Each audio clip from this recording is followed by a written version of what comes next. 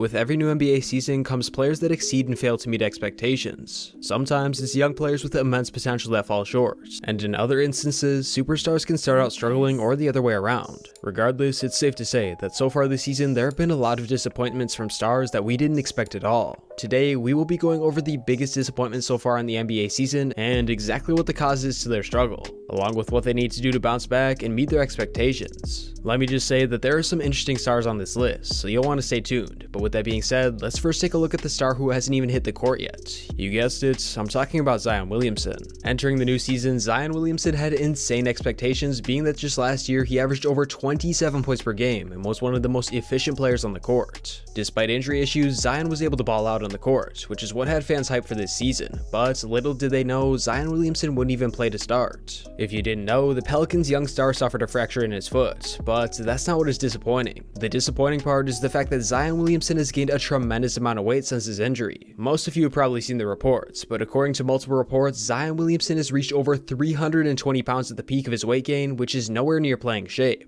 What makes it even worse is that Zion's fractured foot is because of stress, indicating that when he was practicing when the injury happened, he was overweight, even after that time. Despite not being on the court, Zion Williamson has by far been one of the most disappointing players this season because of the amount of potential he has alone. People are already forgetting that this man was supposed to be the next dominant superstar of the league, and so far his biggest issue is his weight, which shows his lack of commitment. The man just needs to cut down on the calories and he'll be fine, but now he's at such a bad point that he'll have to not only stop gaining weight, but lose upwards of 50 pounds in order to not be an injury liability for the Pelicans. What Zion needs to do is get serious and back in shape so he can get on the court.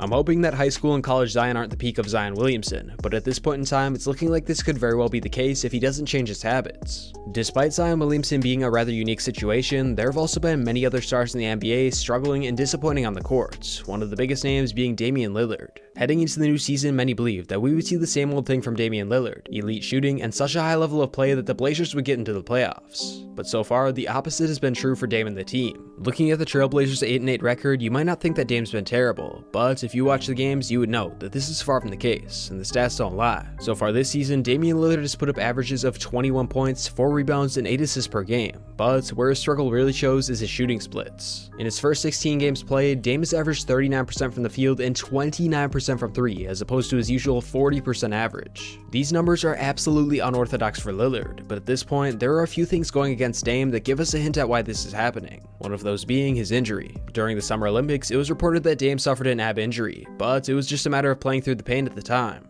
Despite this, it was clear that the discomfort of the injury affected Damian Lillard in a big way, being that he shot horrendously for Team USA, and well, the same followed into the new NBA season. It's clear that Lillard is still battling this injury, and he even mentioned it in a post-game interview saying that it flared back up early this season. Since then, Dame has been sidelined and has a day-to-day, which means that it has been way too painful for him to play with and hinders his game, so much so that it isn't even worth it for him to play. But that doesn't take away from the fact that he's been pretty disappointing to start the season. Even though injury is the main thing that people are believing is hindering Lillard's game, there is also another topic that has a lot of people talking, that being the new NBA game ball. After last season, the NBA decided to change their game ball, and even though this might not seem like a big deal, players like Dame have been playing with the exact same ball for a near decade, so this can definitely throw a lot of players off.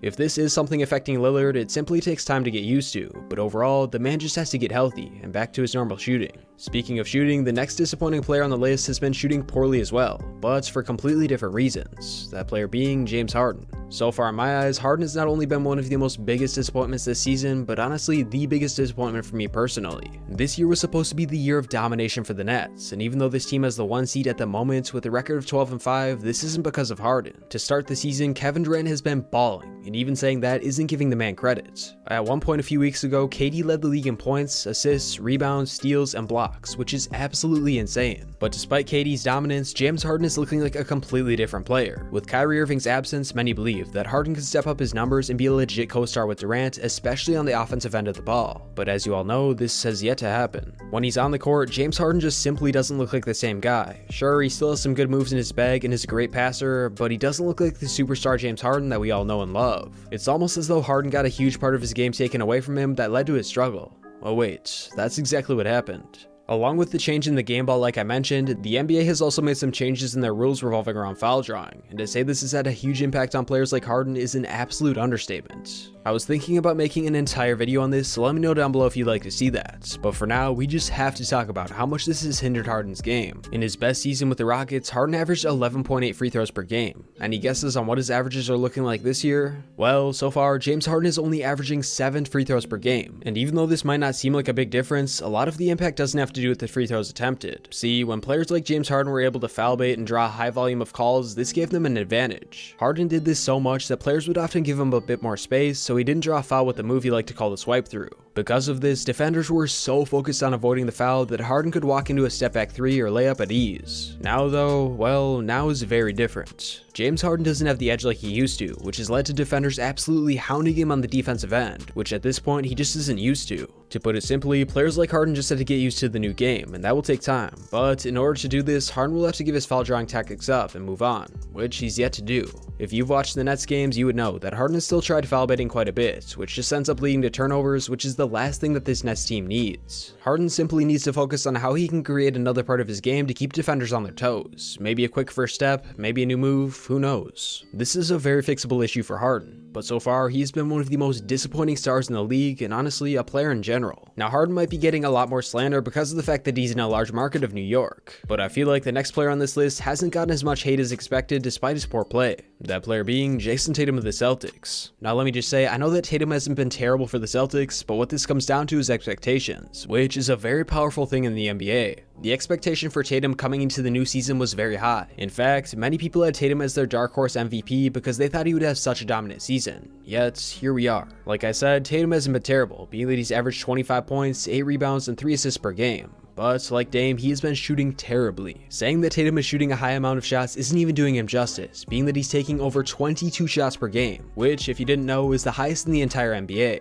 If Tatum was making the amount of shots he was taking every game at an efficient rate, he would definitely be an MVP candidate, but the efficiency just isn't there. In my eyes, what this issue comes down to is the shot selection of Tatum. Don't get me wrong, he makes some of the toughest buckets in the league, but that also means he takes some of the toughest shots in the league as well, and a lot of the time that means they won't go in. So far, just in the season, over 90% of Tatum's shots have been in ISO situations. Because of this, when Tatum has the ball, almost everyone knows that he's going to shoot it, which puts him at a big disadvantage. If Tatum just simply shot more off the pass, this would help him in a big way, because it would add another level to his scoring ability, not to mention with good ball movement usually comes wide open shots, which Tatum rarely gets. Based on the MVP expectations, Tatum is falling short so far. But if he is able to make some somewhat minor changes to his game, I think it will help him a lot more than people think. Lastly though, we have a player who's gotten debatably the most hate so far this season because of their disappointment, that player being Russell Westbrook. Even though I believe that the Russell Westbrook slander has been unwarranted a lot of the time, he has struggled quite a bit. But unlike all the other players on this list, he has just joined a new team.